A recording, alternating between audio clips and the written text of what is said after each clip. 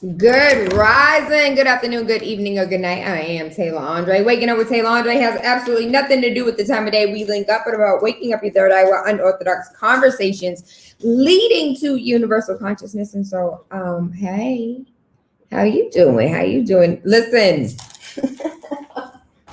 just one of them days in my Monica voice. I don't think y'all understand. We ain't even gonna talk about it because I don't want to get mad today, but we gonna say, hey, boo. How you doing today? Good rising, good rising. Waking up with TaylaAndre has absolutely nothing to do with the time of day we link up, but about waking up your third eye with unorthodox conversations leading to universal consciousness. There's a lot of insanity going on in the world right now, so we're just going to touch on some of this news, and then I want to talk about housing. I want to talk about what's going on with housing. I want to talk about how housing is looking for everybody, as far as buying, as far as selling. I just want to talk about property real estate. And so if you have any questions, you can always give us a call. The number is 617-272-3387. Again, that number is 617-272-3387. I still ain't remembered it by now, huh? What's going on? Good rising. And so, first and foremost, I want to give a huge shout out to Thumbprint Cares. As far as backpack giveaway this Saturday, please be there bright and early so you can go ahead and get your backpack at 11 a.m. I would tell you to be there at 10:30 at Codman Square Park in Dorchester, Mass. for you to get the backpack for your child, your niece, your nephew. Bring the baby with you so they can you can prove you got a kid. As far as news is concerned, it is revealed that the Senate's $1 trillion infrastructure bill will require alcohol monitors in all vehicles to prevent drunk driving and backseat alerts to stop hot car child deaths. So in the 2,700 pages of the $1 trillion infrastructure bill, it includes a mandate for new auto safety standards. Responsibility for their rollout would fall to the Secretary of Transportation, who, that is not Walsh. Walsh is labor. He's labor. One would mandate alcohol detection systems in new cars by 2027, all new cars by 2027. Another asked the DOT, the Department of Transportation, to come up with an alert system for drivers who leave children in the back seat when the car is off to prevent hot car deaths. It also includes a provision encouraging the trucking industry to pursue every opportunity to encourage female truck drivers. It cites research that they have better crash records than men, and they also seek to encourage use of plants that help bees and other pollinators. And so don't listen, 2,700 pages. Let me tell you something I learned a long time ago. The bold print give it, but the fine print taketh it away. So just be mindful that imagine all the legal jargon of all the things you can and cannot do on the one piece of paper that you get. This is 700 pages. So just think about all of the amazingness and nonsense that are in there, because it's like give and take. We want this, we want this, we want this. And all the senators are trying their damnedest to get what they want in there for their people. But who exactly are they representing? The district or the donor? Washington football team bans fans from wearing Native American headdresses and face paint as they are taking away the moniker of the racist Redskins, and they're trying to be more diversity, equity, and inclusion. And so all the cultural appropriation will be removed. So you can't wear headdresses and you're not wearing war paint, which is interesting because you guys know, so my dad has Gillette tickets, like for the last 30 years, he's had tickets to the stadium before they even built the stadium, back when it was in Boston. And so there's this one guy that has been like in commercials and everything else. So I'm wondering, like, is that considered war paint too? Because he paints his face on a regular basis. Mind you, it's red, white, and blue, but is it not war paint still the same? And so I wonder what does that look like? Redskins have been used as a derogatory term since 1863. A Minnesota newspaper at the time offered $200 for every Redskin sent to purgatory, aka for every Redskin that you killed, they would give you $200. And so now that we know the history, a lot of people, we knew what the hell a damn Redskin was. We ain't ignorant. We know what they meant, just like we know what they mean when they say other things. Odds are very high. The FDA will approve emergency COVID vaccine for children under 12 by the start of school. And Biden's Surgeon General says that he believes that everything should be fine and children under 12 should be able to get the vaccine. Again, I get critiqued for this all of the time, but it is emergency use COVID vaccine. So it is approved for emergency use. And I just want to be clear because I'm trying to understand, how can you mandate something that is for emergency use from when I understood you can't mandate emergency use? Mind you, Moderna and Pfizer are both working on getting like their actual full vaccine approval from the FDA. And I have questions regarding the FDA because when you think about like what they can and cannot regulate when it comes to food and what they allow and don't allow, for all of those who, hey, good rising, listen. So your spaghetti sauce can have up to X amount of rat feces and X amount of rat fur in your spaghetti sauce because realistically, there's going to be rats somewhere. So the FDA is like, if a rat falls in it, but read it, do your due diligence. Where's Janet? Janet, can you find it for us and post it in the chat if you're here? I tell you no lies. I wish we had a real intern that could do all of these things so we could keep going without me stopping going down rabbit holes.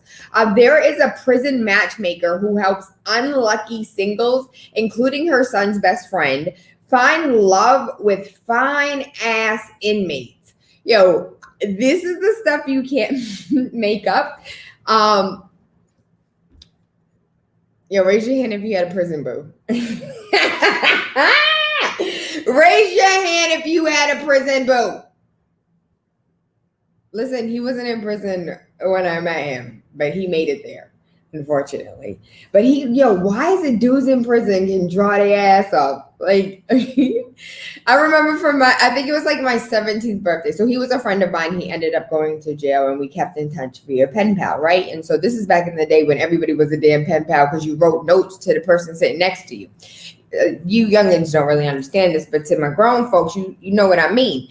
And so for my, I think 16th birthday, where's my daddy at? He sent me a card and it was a very detailed, explicit, but the card was beautiful, but I wanted to show my dad because it was art, like it was real life art, but the way that the drawing was set up, I don't know if I still have it, but he was just like, oh, dudes in jail can draw. They don't have nothing better to do. I love my daddy. And those are the things when you're young and when you're a kid and you have real conversations with your parents, those are the ones you actually remember. Those are the ones I actually remember. Okay, so those that are looking for a bad boy behind bars, Chelsea Holmes is the star of the new Discovery reality TV series, Prisoners of Love, which premieres on August 30th. The show documents 5 couples as they navigate the ups and downs of dating someone who is locked up. The self-proclaimed prison matchmaker happens to be her own best client. She met her inmate boyfriend, Manuel, via pen pal writing program. Chelsea has convinced both her son's best friend, Bray, and Bray's twice divorced dad to let her connect them with an attractive female incarcerated person. However, there are red flags in the matchmaker's own relationship, as Manuel told her that he wants to be celibate for a while following his release. I needed a laugh. Thank you. I appreciate that. Donald Trump, right now, his tactic is wanting his supporters to carry a Trump card. Okay, and so Donald Trump is asking them to choose their favorite design and donate up to $5,000 at the same time. Designs are branded official Trump card and feature the Save America logo. 4 designs were revealed on Wednesday. Supporters asked to pick their favorite. Red and gold credit card size design includes name, number, member ID, and member since. Don't they have a KKK card? Back in the day, wasn't there such thing as a KKK card? Just asking for a friend. The U.S. Customs intercepts a huge lot of artifacts, including a skull and chopping tools dating back to the 10th century Aztec era. This was shipped from Mexico to South Carolina's home. So the CBP officers in Kentucky intercepted a shipment of 13 ancient artifacts. The package included a skull and 12 chipping tools called adze from the 1100s to 1532 AD. The artifacts were being illegally smuggled into the U.S. to be sold. They were seized by the U.S.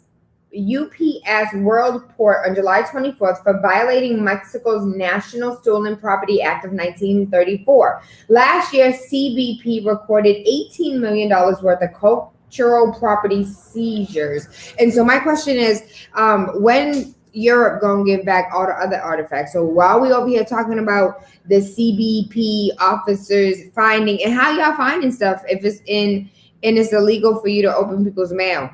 I want to know how they found it, because I always wonder, like, can't you just ship things through the mail?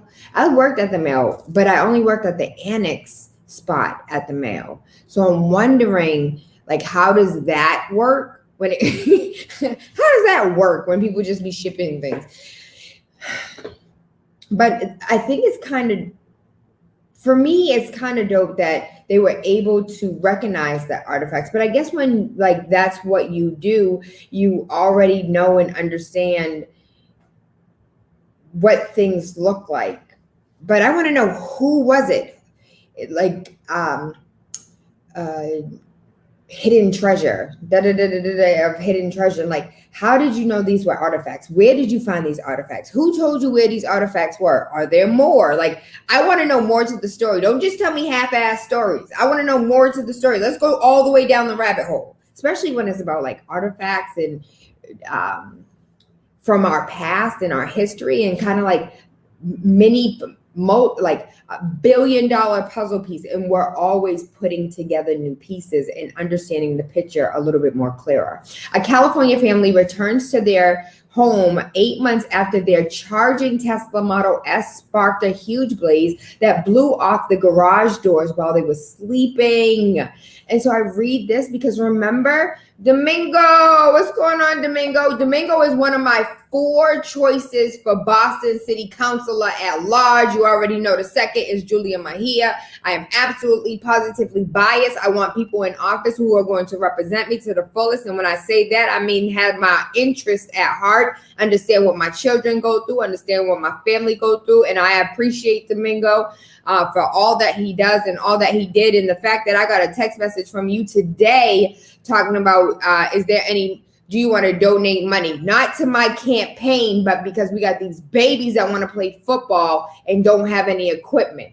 And so, Domingo, I just wanted to take that 5 seconds to let you know that I thank you. I love you. I appreciate you. And the conversation that we were having yesterday and the day before about the people that I want to see in office are the people that are doing the work, that are not getting paid to do the work, but it's already boots on the ground. And that's why Domingo is one of my 4, and so is Julia Mejia. And so the housing development, Mingo, I don't have this. Can you text that to me? Because the way this is set up, I can't just copy the text or open the text. So if you could, I would appreciate a text message of this bostonhousing.org housing development detail. We're going to talk about all aspects of housing. There's recently a affordable housing single family that just hit Boston.gov.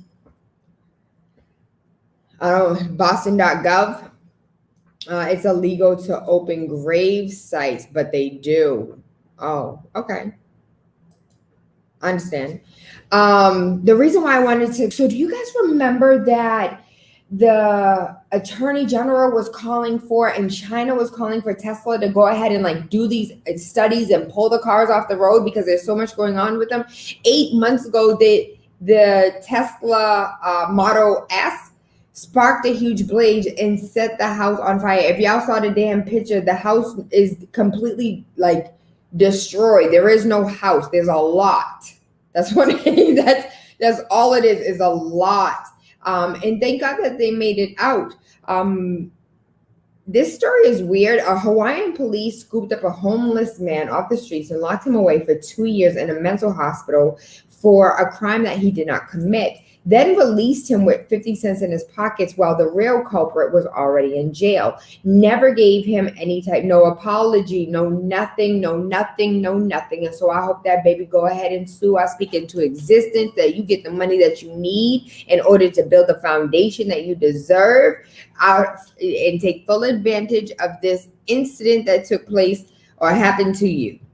It didn't happen to you, it happened for you. So Joshua Springerbach, 50 years old, was waiting in a long line for food outside of a Honolulu shelter on a day in 2017 when he was mistaken for Thomas Castleberry. He was jailed for 2 years and 8 months, despite constantly saying that he was not Castleberry and he had not committed any crime. When officials realized that they had made mistakes in January of 2020, he was quietly released with only 50 cents to his name. His sister contacted the Hawaiian Innocent Project, and they have now filed a petition to clear his record because even though, isn't that the messed up thing about it? They knew that the man was not guilty. They went ahead and released him and failed to even like clean up the dirt, like take it off his record, expunge it so you don't look. So when they go over there digging and they pull his record and they have him for a crime he never committed, now you look stupid.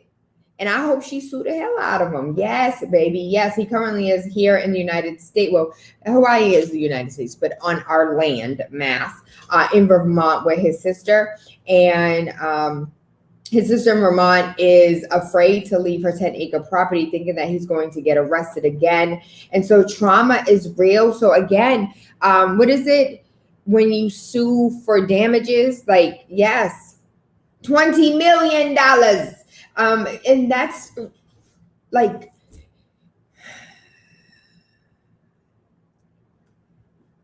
for me, I just really like holding you accountable, because me as the citizen, if I do anything, you as the citizen, if you do anything, you're going to be held accountable for the thing that you did.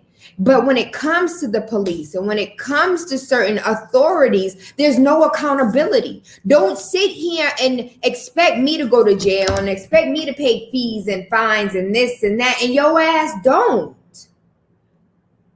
And so just like you jailed him for 2 years and 8 months for something he didn't even do, and you couldn't even prove innocent until proven guilty,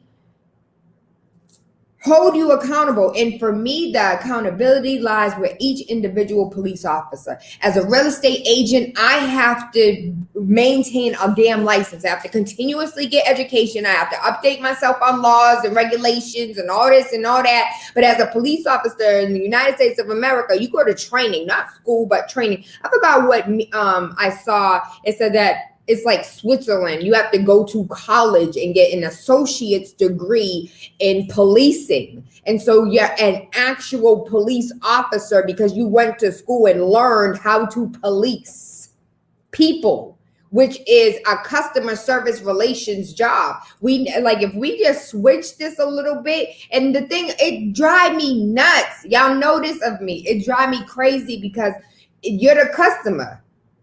Let me fill you up. Let me fill you up. You the customer. Whether it's 1 cent, 10 cent, 5 cent, dollar, like it's your money, and the police are doing whatever it is that they want to do on your dime. And we allow it. So hold them accountable. Workshop or Workshop, the University of Kentucky hosted a $5,000 anti-racism seminar where the deans and top faculty were taught to accept their white inferiority and filled out a pledge card with steps to erase inequality. And so $5,000 per individual who attended. It offered to instruct on how to alleviate the effects of racism and prevent it. Faculty members were reportedly told to accept their white inferiority. They also filled out prompts about their chosen metrics for anti-racism to whom they have chosen. And the reason why this is so funny to me, I know a lot of people are looking at this and just like, okay, and it's hilarious to me because in one of my other jobs, I'm a business manager for a diversity, equity, and inclusion firm. And we actually do this work. I personally do not. I just do all the business behind the scenes. But our team engages in this work, and that's not the way that it's done.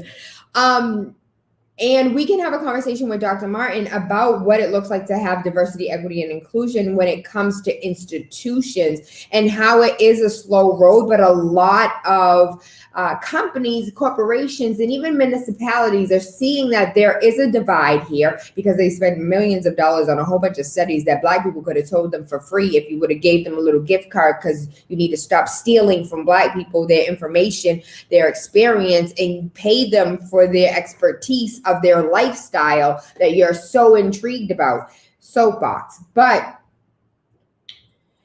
there are a lot of companies that are trying to make a difference and are trying to make a chance in the form of looking for help. And if this was the right help at $5,000 a ticket, if they would have lowered that at $2,500, we could have absolutely helped them at all. I'm lying, but I'm just saying, like, if you're going to do it the right way, and don't do it for points on a score saying that you got this training. Do it because you're looking for a real change. And if you're truly looking for a real change, you're going to sit there and you're going to have a conversation with your daddy. You're going to have a conversation with your aunties and your uncles and all the Karens in your family and the Kens in your family. You're going to have a real dialogue with your children, have all types of biases that you didn't even know were real, and to see them and to identify them and to have a conversation about them. It's weird to read how people think the work is what's involved in the work. And it's completely different because it personally for me, I didn't understand how much of the work was not solely on white people, but somebody got in my ass for this last time I said this, but Black people are transformed, and we operate in white supremacy culture.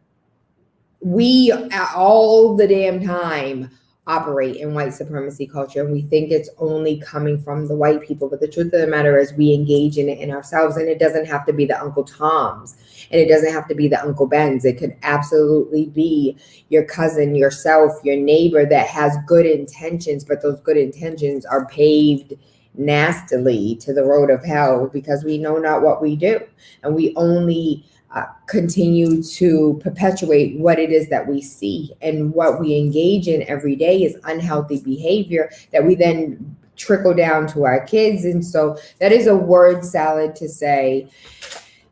Dr. Dre's eldest daughter, 38 years old, reveals that she is homeless, living out of her SUV, and hasn't received a dime from him in 18 months, despite repeated pleas for help. And so I would love to see this as a documentary. I want to, his ex-wife now getting $300,000 a month. And I don't know if you remember when we first had the conversation when they were talking about the divorce, she wanted $1 million, and she had the whole breakdown of the $1 million a month. And $700,000 was on entertainment. Y'all don't remember that?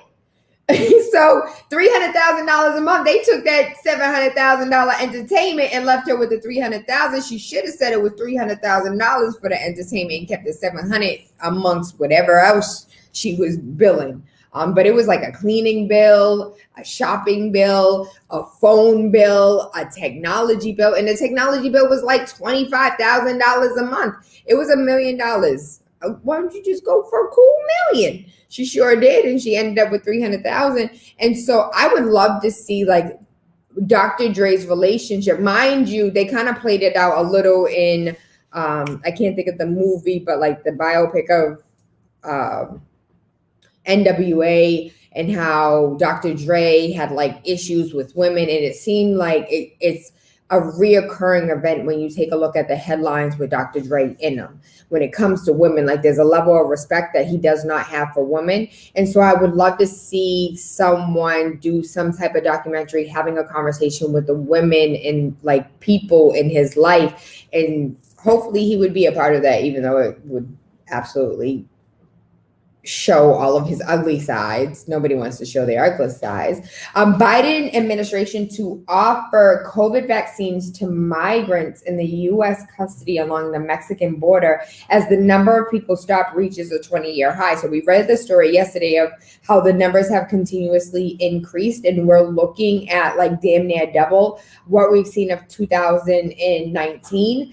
And what we were at like 210,000 people that have crossed the border, where in 2019 it was, less than 90,000. And so that's where we are now. And so they're taking full advantage, and anybody who even comes near the border automatically gets their shot.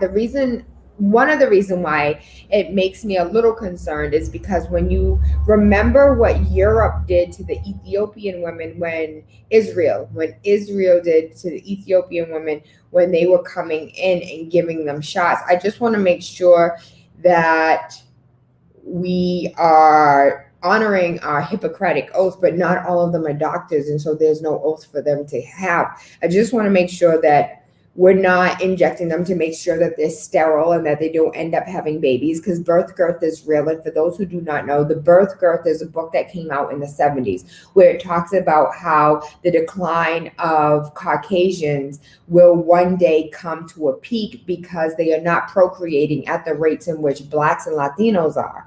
And so when you take a look at the overall, like, we are a melting pot, the United States of America, right? But at the end of the day, those in power do not want to see the transition of color take place. And so I'm wondering and concerned about, and the reason why is because we were like, oh my God, that's so helpful, giving people at the border vaccines. And then we find out 3 years later that these women can't even have kids. They went ahead and got their green cards, they got their citizenships, they went home, they're doing this, they're doing that, but they can't have kids. A study come back and they're just like, oh, when we gave you the COVID test, we also wanted to make sure you weren't procreating on the dime of the Americans. So we may have given you a depot shot. And that's exactly what happened to the Ethiopian women. And it's not like we haven't done it. We did it to women in prison in California. It's like these are active. In the last 10 years, women in California were being sterilized. So it's not far-fetched for me to think like, yo, every good deed ain't really a good deed. Don't trust the left hand, don't trust the right, but y'all on the same body. Biden plans to mandate for all foreign visitors to enter America as part of the border opening program. So Biden administration is developing a plan to require nearly all foreign visitors to the United States to be fully vaccinated against COVID-19. The move would be part of eventually lifting the travel restrictions that the world has from entering the United States. The White House is not ready to immediately lift travel restrictions because of the rise in COVID-19 variants that are doing damage. But we definitely will see. What was the other story that I wanted to read? Because we got to pay bills, and then we can talk about housing.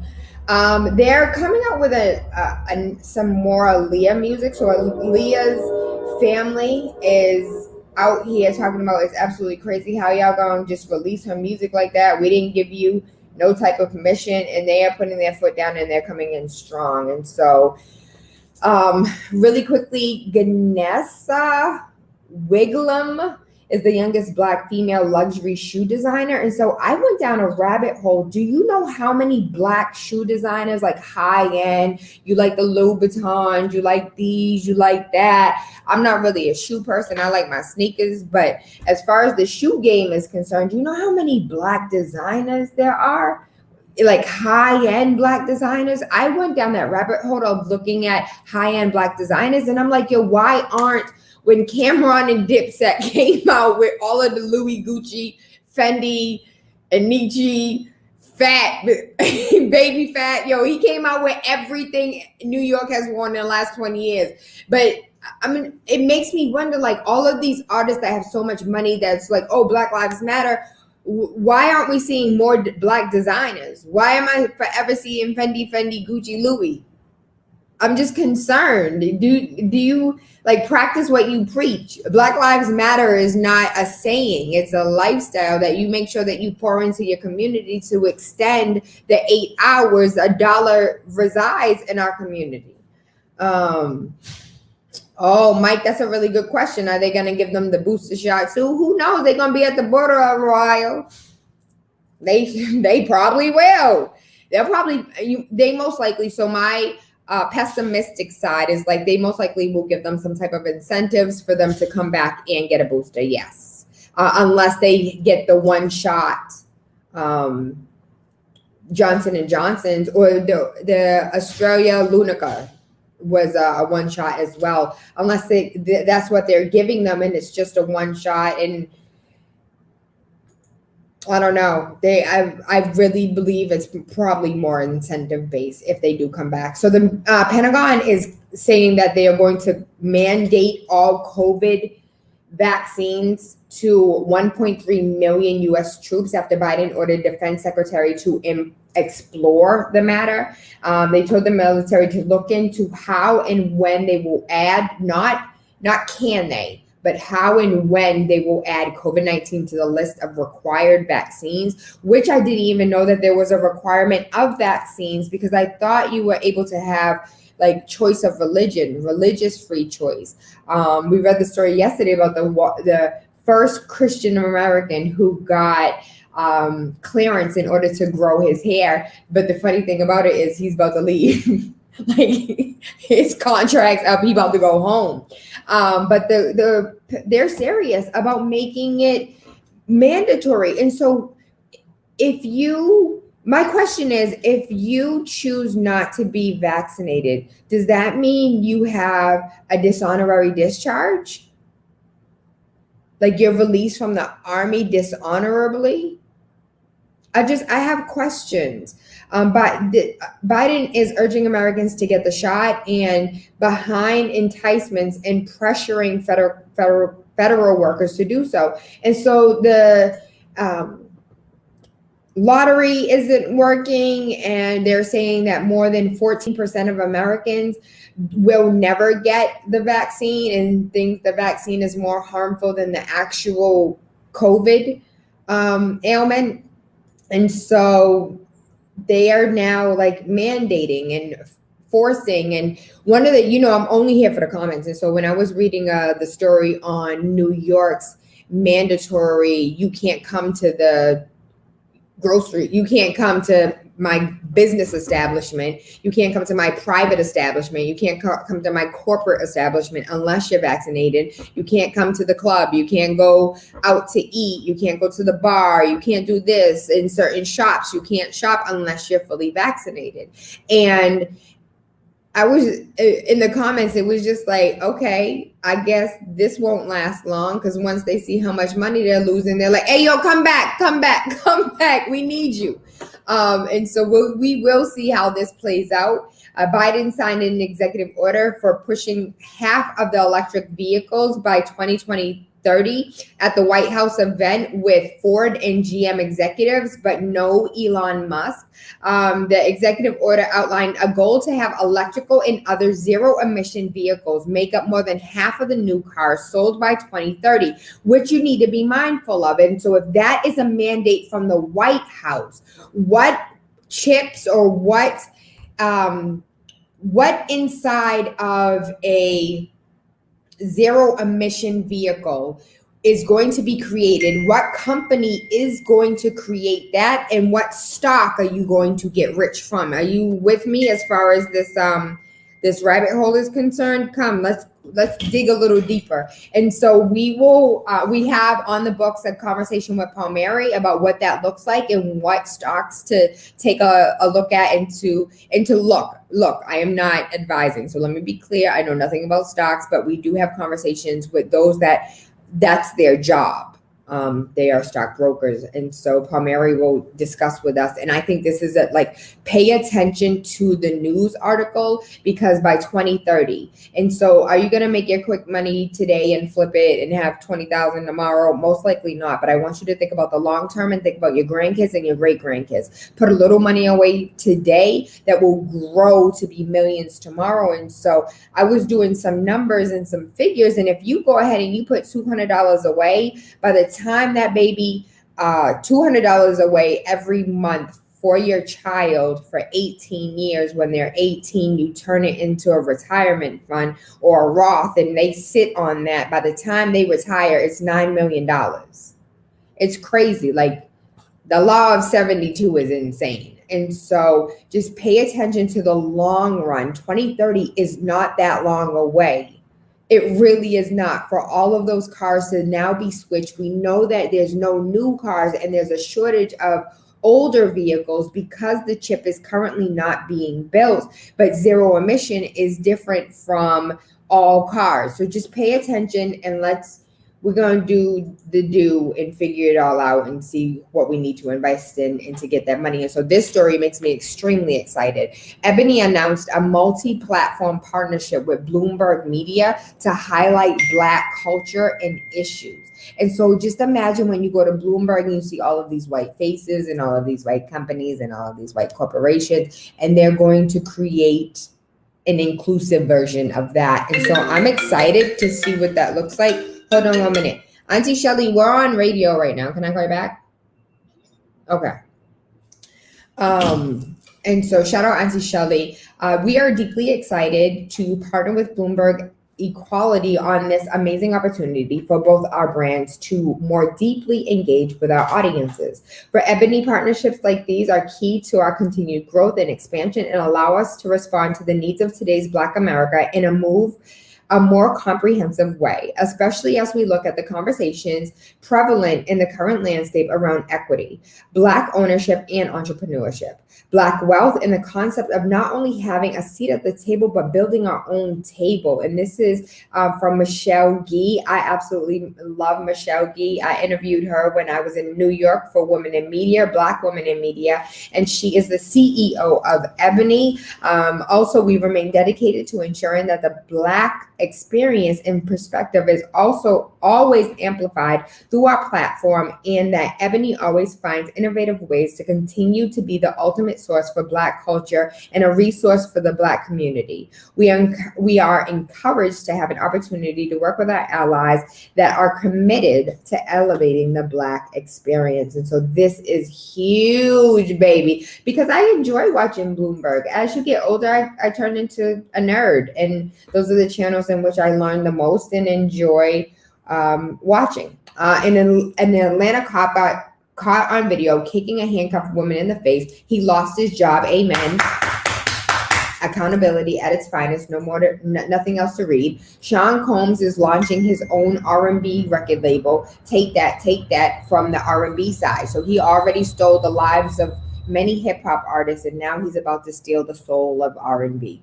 That's my rendition of it. Willow Smith is the face of the EU Fits, the first wireless headphones with an instant custom fit. If you know anything about head pods, AirPods, they are the most uncomfortable thing, or maybe my ears are just weird. And so I do not enjoy them, but to know that there is a headphones or earphones that allow you to, like, it custom fits your ear, and so it's not falling out all of the damn time. And so I'm appreciative. I want to try them. I don't know where they reside, but I absolutely do want to try and see if they're better than these Apple's like, we'll make anything. They'll buy it. What was it? It was a meme It was just like, imagine listening to the radio on your Apple 2020 and it's talking about your car. So your car is the Apple 30, right? And so imagine you're driving in your Apple 30 and on the radio, they talk about the new Apple 31 is coming out and all of a sudden your car downshifts 20 miles per hour. That's like the equivalent of Apple products. As soon as another one comes out, the one you currently have is like, doesn't make phone calls, got all types of glitches, and all of a sudden it starts like shaking. It's I know I'm not the only one. I'm actually in the market for a new phone after today's debacle. Tennessee Republicans want to withhold money from schools that teach critical race theory, even though they're not actually teaching critical race theory. They're just talking about parts of history that actually happened. A jury rejected a coroner's suicide report for a Black teen who died in a known racist attic. So back in April, Durante Martin died at a prom party. At the time, the coroner who performed his autopsy found that he died by suicide. On July 30th, an inquest jury rejected that finding and determined that he died by violence.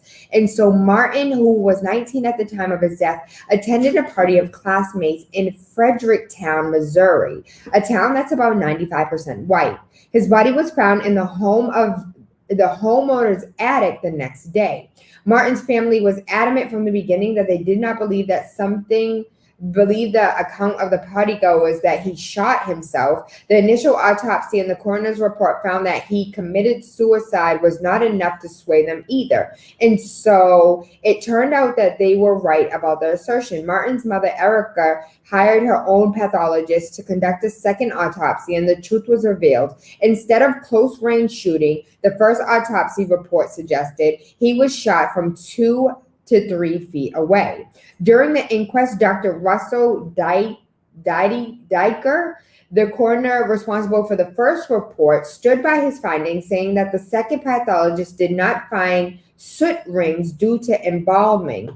Furthermore, the homeowner James Wade testified in the inquest and was forced to answer hard questions about his history of racism and alleged confined in an unidentified tipster that he had indeed killed Martin. A 6-person jury took 2 hours to find Martin was indeed the victim of violence and led to his death. Now, the Madison County Sheriff's Department and Missouri Highway Patrol must reopen the case and reinvestigate Martin's death. As for the family, they are joyful to receive a little bit of justice, though the justice has not been served as of yet. The family said that they are happy that they saw through all of the lies and were able to get to the truth, and that the baby did not kill himself. And that was the mother of Erica Lott's. I'm sorry. I got spooked. The spook that sat by the door. Landlords are asking the federal judge to block Biden's CDC new eviction moratorium. And we are going to continue to see how that's playing out. I think with Ayanna Pressley on it, we are going to have a longer time as far as renters are concerned. Renters may be protected, but the real thing that we need to take a look at are the homeowners. Not all homeowners are developers with multi-million-dollar pockets. A lot of multifamily homeowners own one multifamily, maybe two. When we had Brian Worrell in the building, as far as West Indians are concerned, and those that come here with a little bit different family structure, you can have 6 and 7 different families that own properties, but it doesn't mean that they themselves have 6 properties by themselves. Even if you did, you now have even more tenants that aren't paying rent. Paying your mortgage is completely different from paying your rent. If we're going to protect the renters, we have to protect the homeowners. If not, we're setting America up for failure, because there's more than 1.8 million people that are looking at foreclosure right now because you're willing to say that renters don't have to pay, but these landlords still do. And with that being said, we're going to go ahead and take a really quick break, pay some of these bills, and when we come back, we're going to talk a little bit more about housing. So any and all questions you have about housing, the headache that you are going through with housing, feel free to give us a call. The number is 617 617-272-3387, 617-272-3387. I am TaylaAndre, and you are tuned in to Spark FM Online. Spark FM. Finally home, a must-read step-by-step guide that will equip any first-time home buyer with the knowledge they need to confidently make informed decisions. This book provides answers in simple and clear terms to most, if not all, of the questions you may have about credit, homeownership, and generational wealth. Finally Home equips the reader with the confidence to be engaged with the home buying process without feeling vulnerable or exploited. TaylaMade Real Estate Easy is not just a catchy hashtag, it is real estate agent and radio personality TaylaAndre's goal. A goal to simplify one of the most challenging processes you will go through as an adult. A goal to educate you properly on credit and teach you the strategies to finding the home of your dreams. It is not just a good book or an easy read, it is the secret to a seamless home buying experience.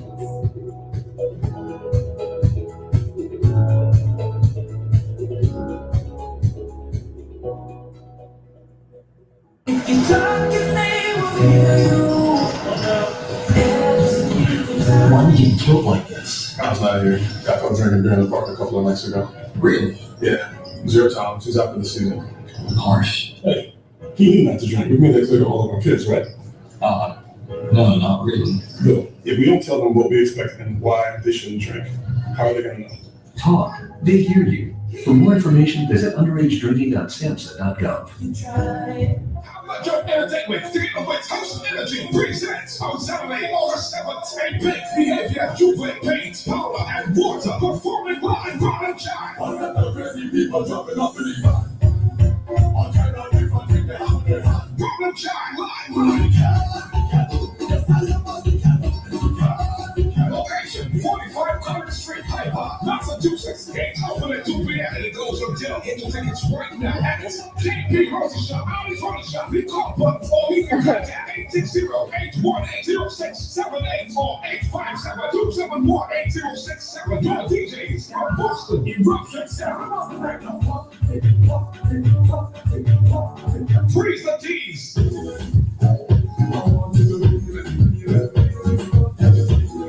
Evolution Sound. And sound system provided by Sound Vibrations, Boston's #1. Hosted by Thomas World and Major Penny from Vibes with Boise. Don't you miss it.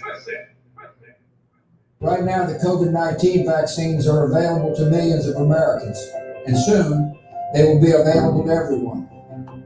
This vaccine means hope. It will protect you and those you love from this dangerous and deadly disease. I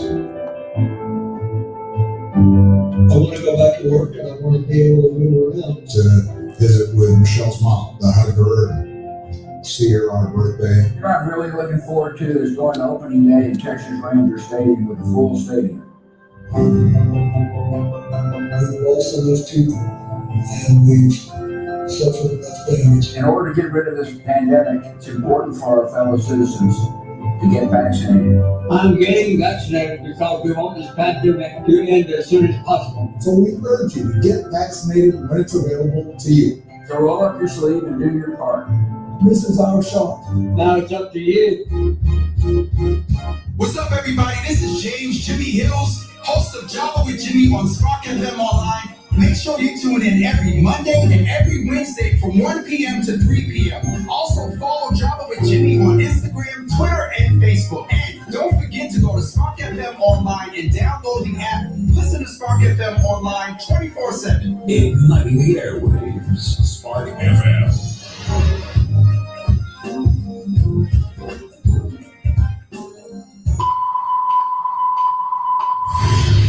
Spark FM. Easy boy, make me dance. Daddy-o, make me dance. Igniting the airwaves. Spark FM.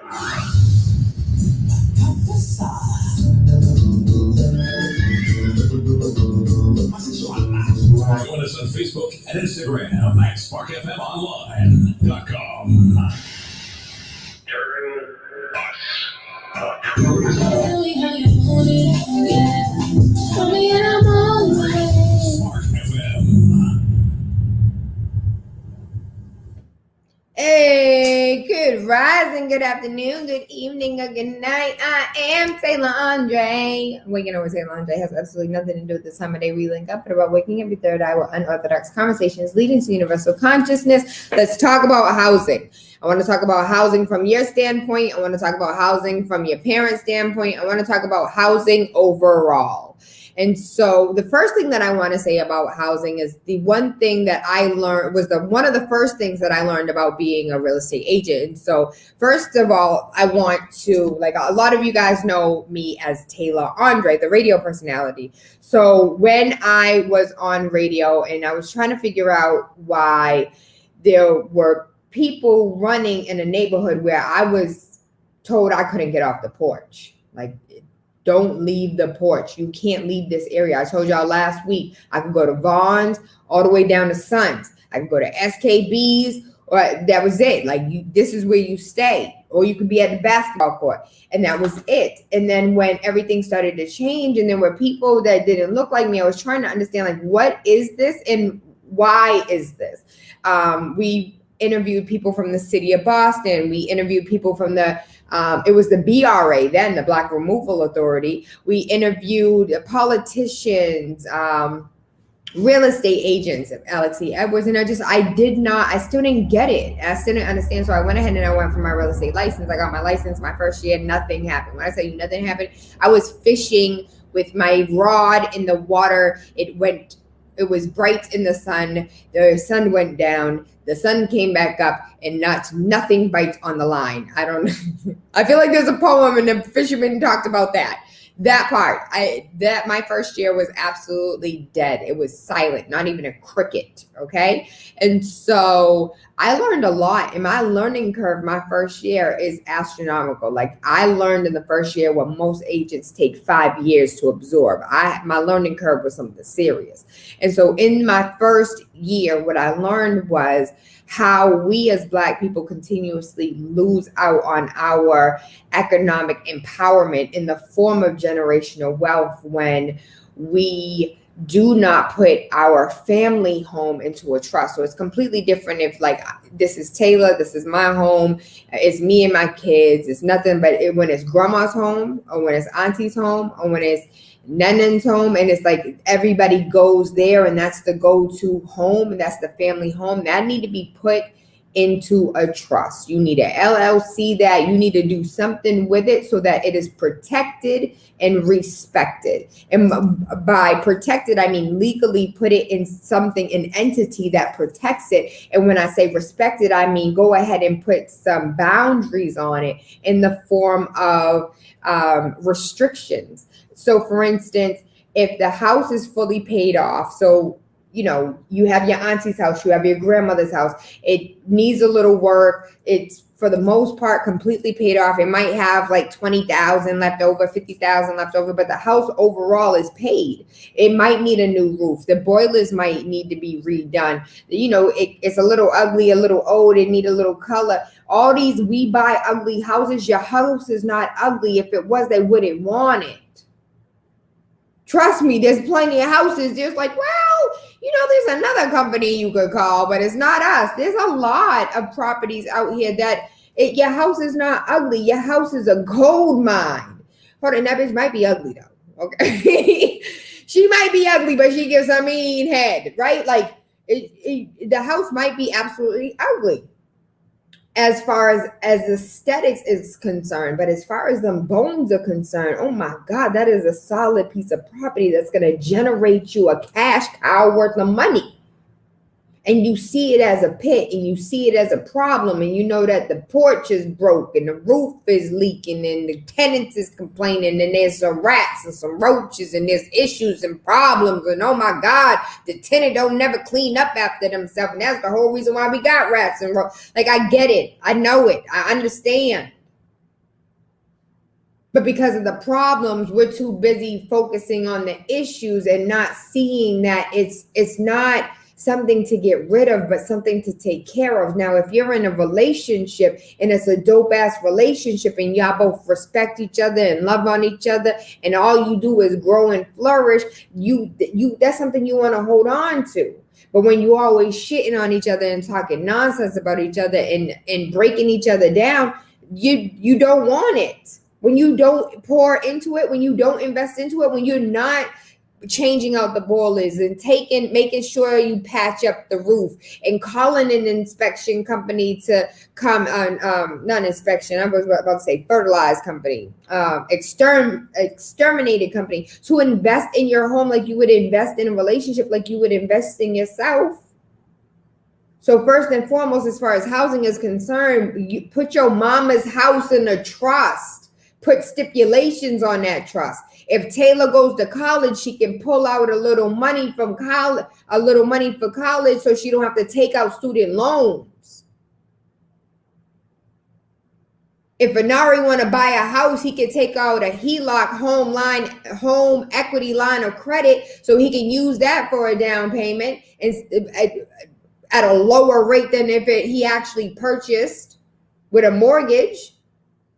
There's a lot of things that you can do. Put stipulations on it so that your husband doesn't get to all of a sudden take what we built as a family, to make sure that it's the bloodline and within the bloodline. She cannot absorb the property. The property cannot be absorbed. It has to remain within the family. Nobody had, like, you can put whatever it is you wanted to say. You can make it say what it say, baby. I don't want all my kids is allowed in the house but Tayla. Hey, she put it in writing. And that's why when you take a look at the wealthy, I'm not talking about the rich, I'm talking about the wealthy. They move a little different. When you take a look at the wealthy and how the wealthy move and how these houses can't be sold by the little wayward kids so they can go out and buy toys and drugs, it's not going to happen because you don't have the legal right to, because the entity is protected in their stipulations. So you got to respect them.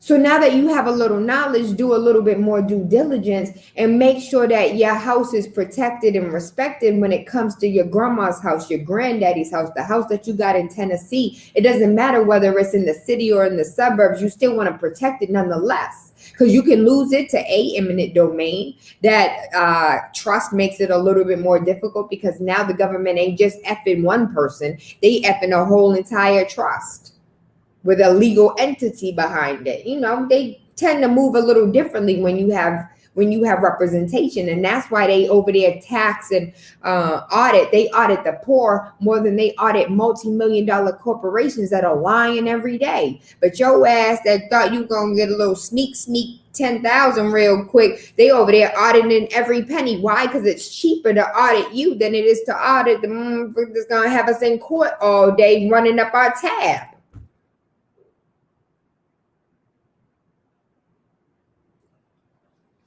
So protect your family home. I love my attorney, Leo, because he talks about homesteads.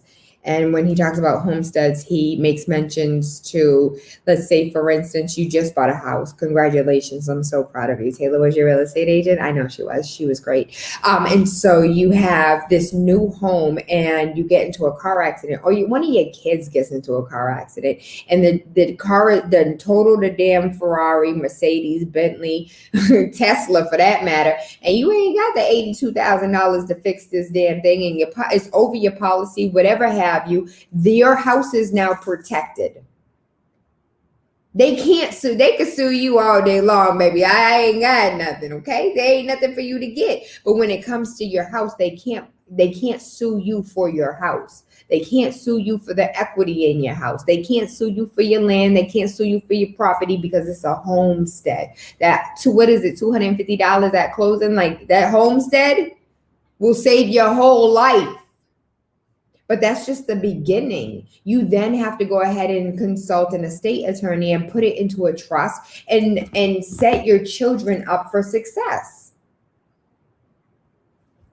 But let's rewind a little bit. Let's talk about these statistics as far as housing in the United States. I just want to go over like really weird numbers that nobody ever cares about, but I really do. Like this is fun for me. So units in structure. So out of 100%, there are 115,904,641 total housing units in the United States. And this is as of 2000. What's crazy is like we don't have none of this sooner than 2000. That's insane. Like we have to wait another 10 years for like a census report.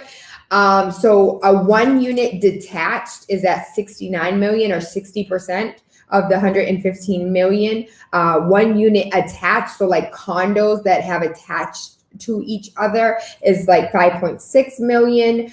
2 units or 2 families are 4.3%, or 4 million. 3 or 4 units is at 4.7, which is approximately 5 million.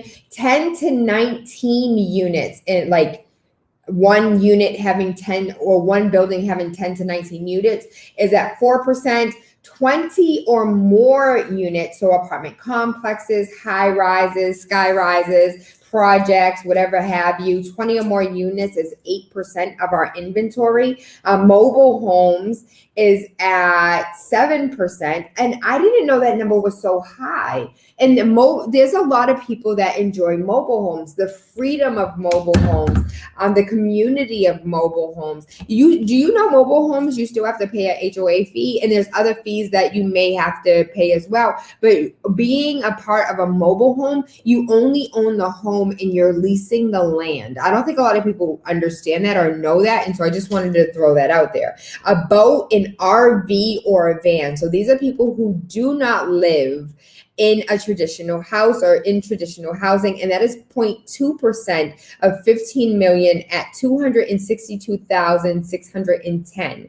And so homes that 15% of our real estate inventory are homes that were built before 1939, which are my absolute favorite period. I love like the colonials and the Elizabethans, and I love the old time feel that has massa dripping through the walls, and so I get to like whip it back in shape. From 1999 to 2000 are properties that were built anywhere upwards to the biggest was from 1970 to 1979. There was a huge 20%. There's 2 times in American history where we had a huge building boom. That was in 1940 to 1959 at 20%, 23 million properties built during that time. 1960 to 1969, we were going through a couple wars where we were at 13%. 1970 to 1979, we were at 18% at 21 million. And then everything from there is a total of about 15 million, everything from 1994 to today, to 2000. What's crazy to me is that the typical home has 5 rooms, which means it's typically like a 2 bedroom unit, which is even more crazy to me because when you take a look at families in the city of Boston, you don't see like 2 people. And I don't know, like as far as there are families with 10 kids. Mind you, not everybody has 10 kids. Not everybody, but my parents had 5 freaking kids. 5 kids, 2 adults. That's 7 people in a 3-bedroom house. It did not work in that raised ranch. It did not work. The girls shared a room, the boys shared a room. That was 3 girls and 2 boys into like there is absolutely no privacy, not even privacy, but privacy. There's no individualism. I wish, like, not I wish, but when you take a look, again, this is why I love traveling, because you have different perspectives and you see things differently. When I was in Jamaica, things were so different. Not the maids had their own room. Your servants, and they're not even ultra rich. People who work at the bank have servants. Like, imagine working. Where do you work? At Bank of America, and you have a servant? Yeah. My brother works at Burger King. He has one too. Like, it blew my mind. I was like, yo, for real? Just being a banker. I have a servant. So it's weird to me, like, to here in America, we are so like cramming everybody into a room. And from what I understand, the UK is like that as well. Like, Europe is really like on top and like crunched on top of each other.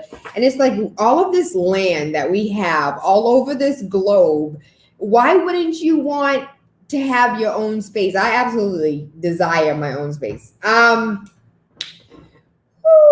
Housing, heating, fuel. So these are just like weird housing numbers that we're talking about. We're talking about housing, any and all forms of housing. How do you feel about housing, whether you're in the city of Boston, whether you're outside of the city? What's going on in your market as far as housing is concerned, whether selling, buying, renting? Are rents astronomical? Is this normal? Are people okay? Remember when 3 bedrooms were $1,800? I thought that was crazy. It was like, yo, what the hell? $1,800 for a 3-bedroom? And now all of a sudden 3 bedrooms are $3,000. Minimum wage is still $13.50. How is this possible? And so I recently posted on my Instagram, TaylaAndre, TaylaAndre. Again, TaylaAndre. And so I went ahead and I'm just laughing at these memes of Jim Jones getting beat up. Yo, the internet is freaking undefeated anytime, all the time.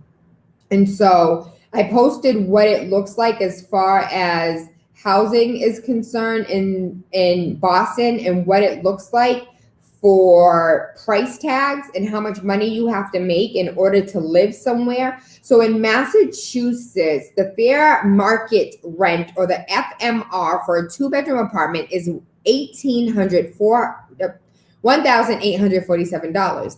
In order to afford this level of rent and utilities without paying more than 30% on housing, a household must earn $6,158 monthly, or $73,890 annually. Assuming a 40-hour work week, 52 weeks per year, this level of income translates into an hourly housing wage of minimum wage is $12.75 in Massachusetts. Oh, I've been paying people $13.50 though. Average renter's wage is $21.74. A 2-bedroom housing wage for the fair market rent is $35.52. The number of renting households in Massachusetts is 968,213. The percent of renters is at 38,000. 111 hours per week is what you would need to work for you to afford a 2-bedroom apartment at a fair market rate, working a minimum wage job, 111 hours. And so forgive my ignorance, there are 24 hours in a day times 7 days, and that is 168 hours in a whole 7 days of God's week. And so Massachusetts, you would need to make $35.52 for 30% of your income to cover your 2-bedroom housing needs. And this is only at $1,847 for a 2-bedroom apartment. And we just had a conversation about how a 3-bedroom apartment is $3,000. So anywhere between $25,000 and $3,000 is what you will rent in the city of Boston for a 3-bedroom apartment. Don't let it have different amenities like off-street parking for an additional $100. Don't let it have a damn garbage disposal and a dishwasher.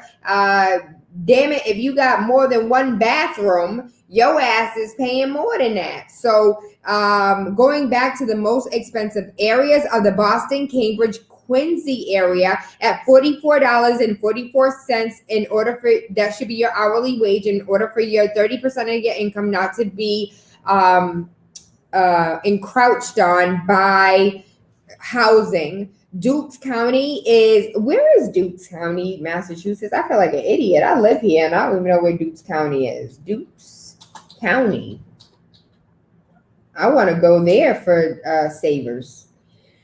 Dukes County. Oh, that's like the Martha's Vineyard? Yes. Oh, I thought that was like Oak Bluffs County. I guess Oak Bluffs doesn't have a county. It's Dukes. So that makes sense at $33.23. Nantucket County is at $33.06. Lowell, which is very surprising. Lowell is $29.50, and Brockton is $29.38. And what's crazy about that is these are the numbers of 2020. If we were to take a look at these numbers back in 2017, I had a buyer that purchases a house in Brockton in 2017. That house now has $100,000 worth of equity in 3 years. Brockton has been skyrocketing. So if you're able to, if you know somebody looking to buy or sell, especially in Brockton, please tell them to holler at me. 90 hours a week per week at minimum wage to be able to afford a 1-bedroom at fair market rent. And the number of full-time jobs is 2.3 that someone working a minimum wage job would be able to afford a 1-bedroom apartment. They would have to have 2 full-time jobs and a point, like a side hustle, doing Airbnb or DoorDash sometimes. And so a 2-bedroom fair market is $1,800. Rent affordable at areas of median income is $2,647. Rent affordable with full-time job paying renter's wage would be $1,100. So what it should be paying a full-time renter's wage should be $1,100 for a 2-bedroom. It should be. Affordable rent at 30% AMI, area median income, should only be for a 2-bedroom. Are you hearing me? $794. Rent affordable with a full-time job paying minimum wage should be $663. And a rent affordable for an SSI recipient should be $269. $269 for those that are on Social Security disability. Now imagine you were born with a disability. You cannot work to the best of your ability, and you're 3 times the rent, 200, let's just say 3. So they get like $1,000 a month, and you can't make a certain amount of money, or they cut off your disability. That's no money. That's, you know what? I was having a conversation with, she wanted to be my client. She wanted to buy a house, but because she's on disability and because she's unable to work, the little money that she was getting off to the side, she couldn't make that. And I was talking to my loan officer, like, how many persons with disabilities are able to purchase a house like by themselves? And he was just like, Tayla, anybody who ever had SSI always had a cosigner or always had someone else on the loan. I've never been able, never, ever. Like, that's insane. But this is why the Nazis wanted to get rid of all of the, what did they call them? The disposables? Those ones. And so let me go ahead and just pay these bills really quickly. And while we're talking about bills, we're talking about community. I also want to give a huge shout out to Thumbprint Cares. They are having a backpack giveaway on Saturday. And so right there in the Common Square Center, right in the middle of the center, where all of the 4 roads cross, you will see the Common Square Park. And they are having a back to school backpack giveaway. This is August 7th from 11 a.m. to 2 p.m. If you or anyone you know needs a backpack for the kids, go to Common Square Center on Saturday, 11 to 2. Adrian said, hence why we are always labeled as the 5th most expensive state in the nation. We absolutely are, my dear. And so we're going to go ahead and pay these bills. And when we come back, we're going to wrap up this housing conversation that is absolutely ridiculous because these numbers are insane. Spark FM. Finally Home is a must-read, step-by-step guide that will equip any first-time home buyer with the knowledge they need to confidently make informed decisions. This book provides answers in simple and clear terms to most, if not all, of the questions you may have about credit, homeownership, and generational wealth. Finally Home equips the reader with the confidence to be engaged with the home buying process without feeling vulnerable or exploited. TaylaMade Real Estate Easy is not just a catchy hashtag. It is real estate agent and radio personality TaylaAndre's goal. A goal to simplify one of the most challenging processes you will go through as an adult. A goal to educate you properly on credit and teach you the strategies to finding the home of your dreams. It is not just a good book or an easy read. It is the secret to a seamless home buying experience.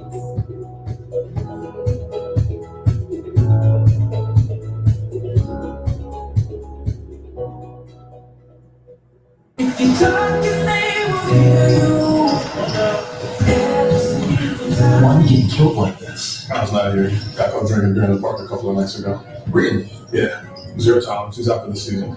Harsh. Hey, he knew not to drink. We made that clear to all of our kids, right? No, not really. Look, if we don't tell them what we expect and why they shouldn't drink, how are they going to know? Talk. They hear you. For more information, visit underagedrinking.samhsa.gov. How about your entertainment? TaylaMade House of Energy presents on Saturday, August 7th. Take big behavior. You play paint, powder, and water. Performing live, run and shine. On the crazy people jumping up in the gun. On Canada, they run in the house, they run. Run and shine, live, run and shine. Location, 45 Current Street, Tayla, Massachusetts. Gates open at 2 p.m. and it goes until. Get your tickets right now at JP Grocery Shop, Audi Auto Shop. You call buttons or you can contact 860-818-0678 or 857-271-8067. Your DJs from Boston, Eruption Sound. Freeze the D's.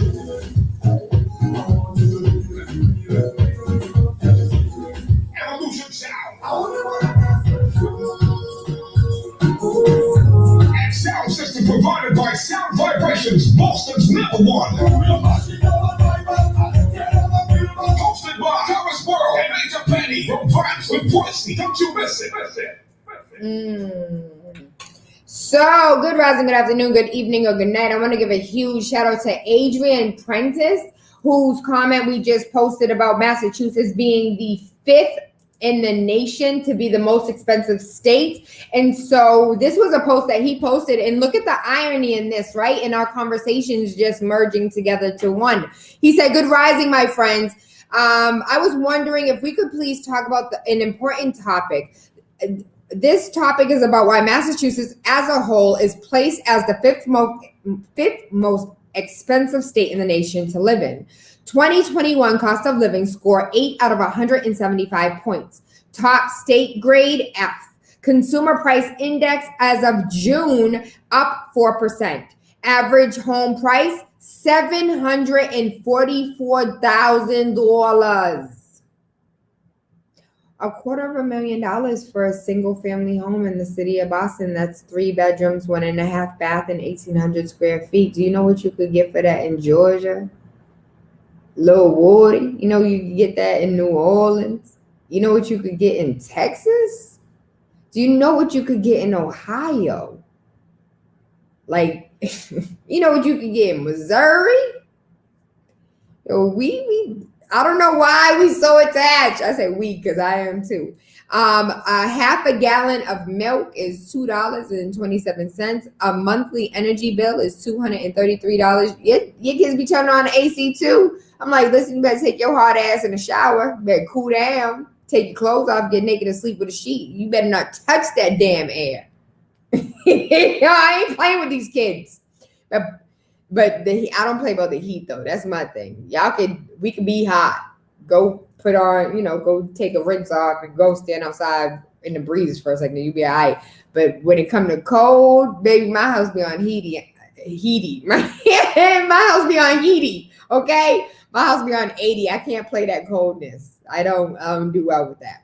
And so apartments rent, as you can see in the example, Boston rent alone costs 4 times more than what you would get in Louisiana. For me, myself, I don't know if this discussion was made on Spark, but I feel like it should be spoken upon due to the fact that someone who is interested in living in Mass should know. So this looks like a news article that an article that they took off of the television as far as a 1-bedroom being one bedroom for $2,880. And honestly, for those who are not from Boston that are listening to these prices, like, yo, what the hell, are y'all serious? And so a 1-bedroom at $2,880 is like the wealthier side of town. That's like the downtown area. That's the west side area, the cobblestone side of Boston. That's more like the uppity over there by the schools, close to the Cambridge, low South Bands, where, I mean this with all due respect, where all the colorful flags be. That's where these prices be. These prices don't be where the Black Lives Matter signs are for people who actually have Black lives, not the Black Lives Matter sign because it's cool, but the Black Lives Matter sign because my life is Black. And so these prices don't properly reflect all of Boston, where I would say like a Dorchester, Roxbury, Mattapan 2-bedroom, you're looking at the 22s to the 2400s, depending on the amenities. The 2800s is more when you're looking at like the luxurious side of it. And even upwards to like 3,000 and 3,500 if you want like somebody downstairs at the door, or a little concierge type situation, or you have like packages leaned off to the side. That is a little bit more. With a 3-bedroom being as much as $4,350 a month. And when you do 4,000, because I'm slow, so we utilize all our resources in the form of technology. So 12 months times 4,350 is $52,200, right? And then if we do 52,000, what I said, $500, and we times that by 3 because your rent should not be more than 3 times your annual income. Your annual income should be $157,500 a year.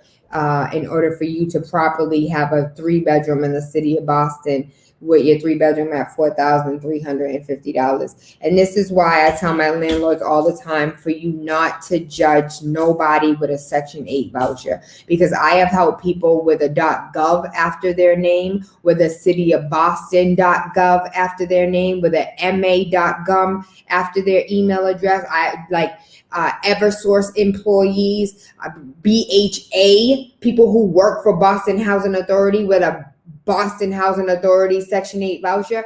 These numbers are real. In order for you to live in the city of Boston at $3,000 for a 3-bedroom, you have to make $125,000 a year. And that's like you by yourself really affording it. That's not taking into account you really having kids. And so when the United States government says that the annual poverty rate is fucking, I'm sorry that one slipped out, but it's dumb. Annual poverty. The official poverty rate in 2019 was 10.5%, a decrease of 1.3% from the points of 11.8% in 2018. This is the 5th consecutive annual decline in the national poverty rate. But listen, these numbers are not accurate. And the reason why these numbers aren't accurate, what is the poverty line? And the reason why this is the reason why. So for a family of 1, if you are 1 person, you solo by yourself, for you to no longer be considered impoverished, all you got to do is make $13,000 a year. You make $13,000 a year to the tune of $1,073 for the month. Hold on, let me do $1,073 a month divided by 4 is $268 a week. As long as you make $300 a week, you are not considered poverty. You are not considered poor. As long as you make $300 a week, you are not considered poor.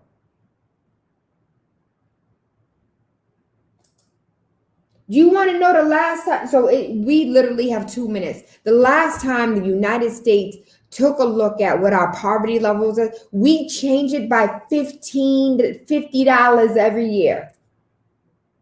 When you take a look at 2000 and poverty line in 2010. Let's take a look. Okay, so 2010. Hold on, let's do one more. 2000. Let's just do 2000. Poverty line in 2000. And lastly, I want to do the poverty line for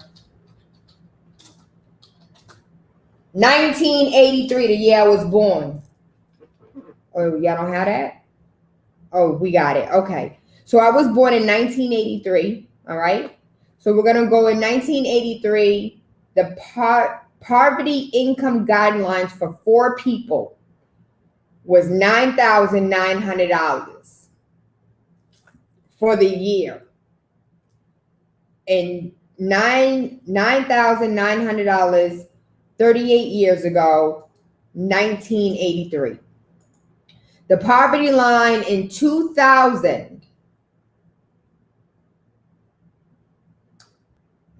Baby, I need you to do this a little bit better than that. Here we go. There we go. Oh, even better, even better, even better. All right. Boom. So, right, 2083. It was $4,860 per person for a family of 4. That's $9,900, right? And so each additional person added $1,680. And this was in 1983, the year I was born. All you had to do was make $9,900 and your ass was on the poverty line. So let's take this back a little bit, right? So in 2000, all you had to do was make $17,050. That's for a family of 4. For one person, it's $8,350. For a family of 4, $17,050. You're no longer considered poverty line. In 2010, $10,800 per person for a family of 4, with the additional $3,740 per person. You're looking at $22,000 in 2010, and you are no longer family of 4 poverty line. 2010, $10,830 for one person. 2018, $12,100. 2018, that's it. For a family of 4, 2018, $25,000. Now remember 2018 and what was going on in 2018 and what the hell going on now in 2021.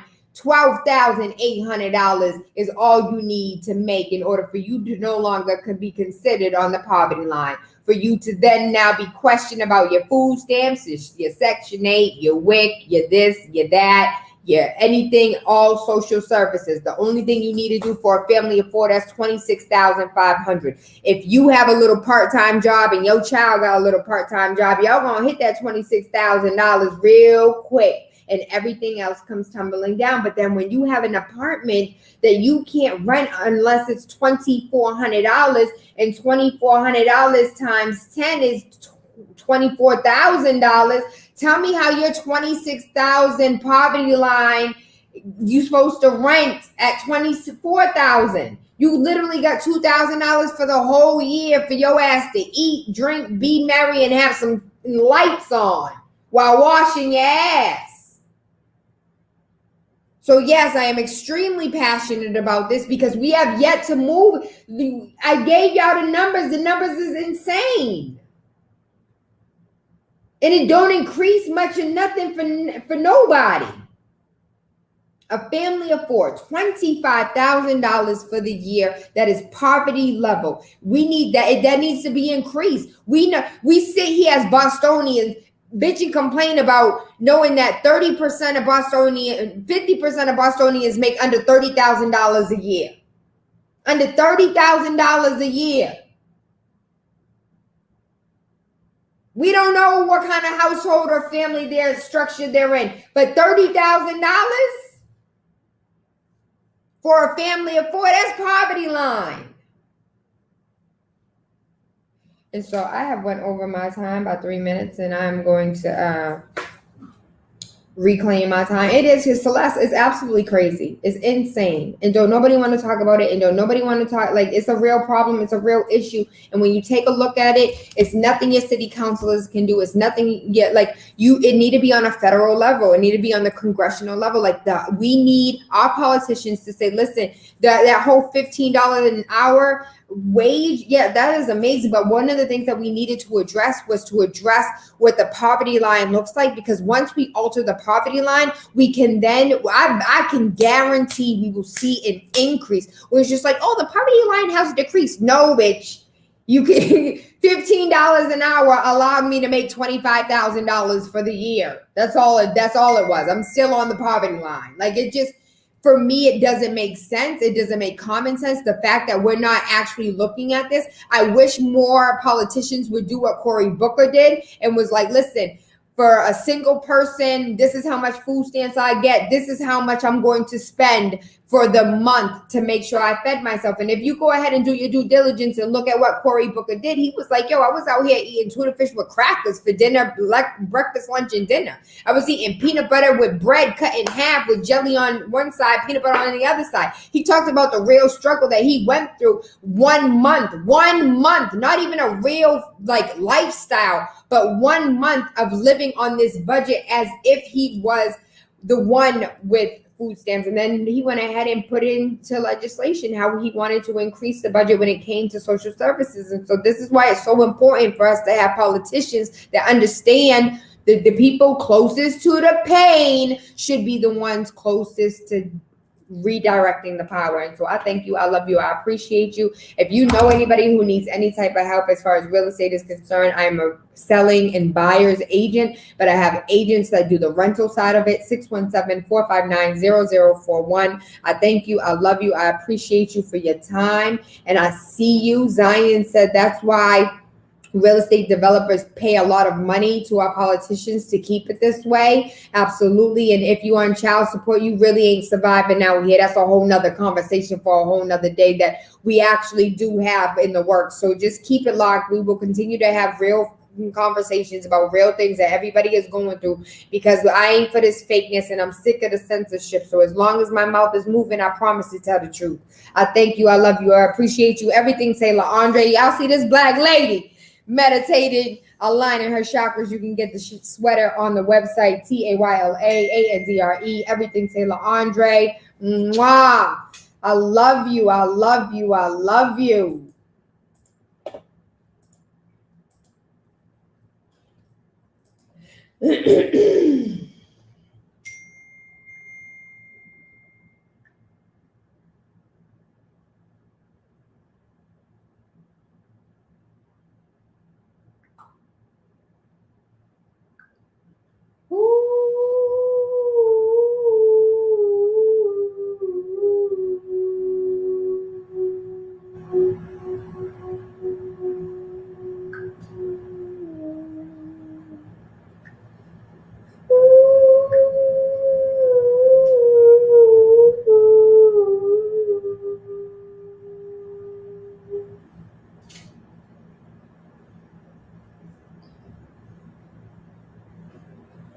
If you're happy and you know it, clap your hands. If you're happy and you know it, clap your hands.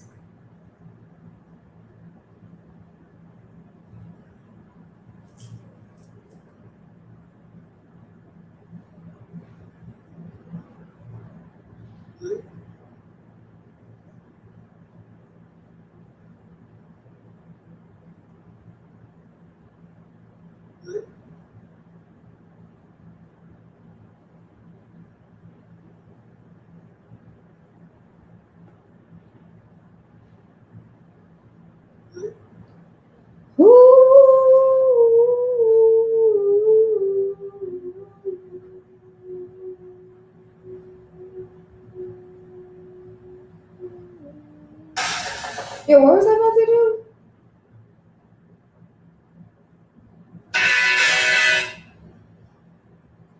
Oh, okay.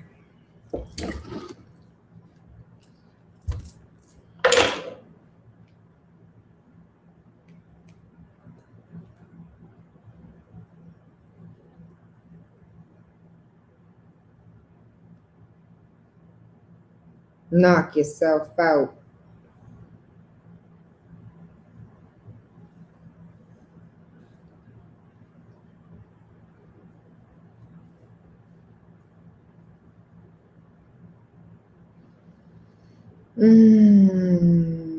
God.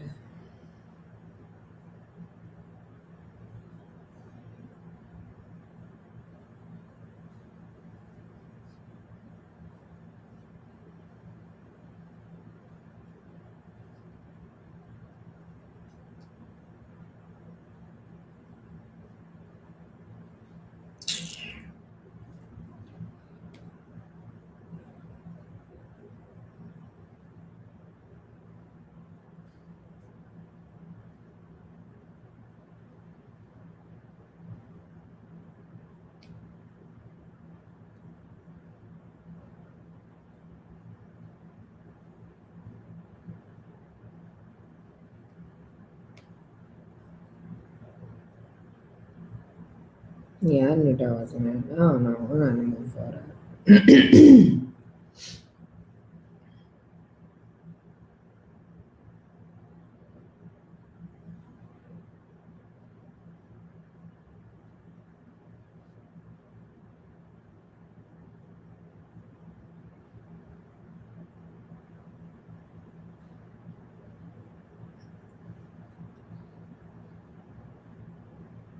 True. I wish we would have read that story. Hell yeah, baby. Take your ass to jail.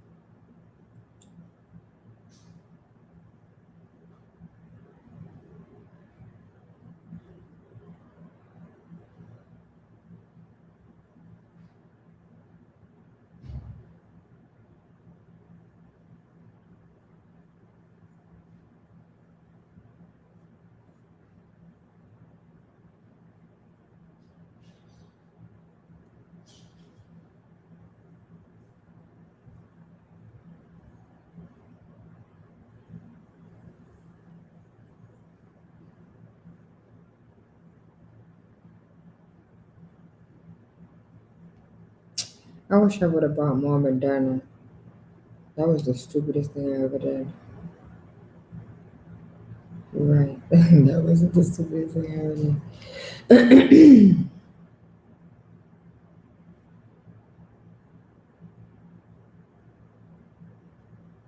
Mm-hmm. I'm surprised.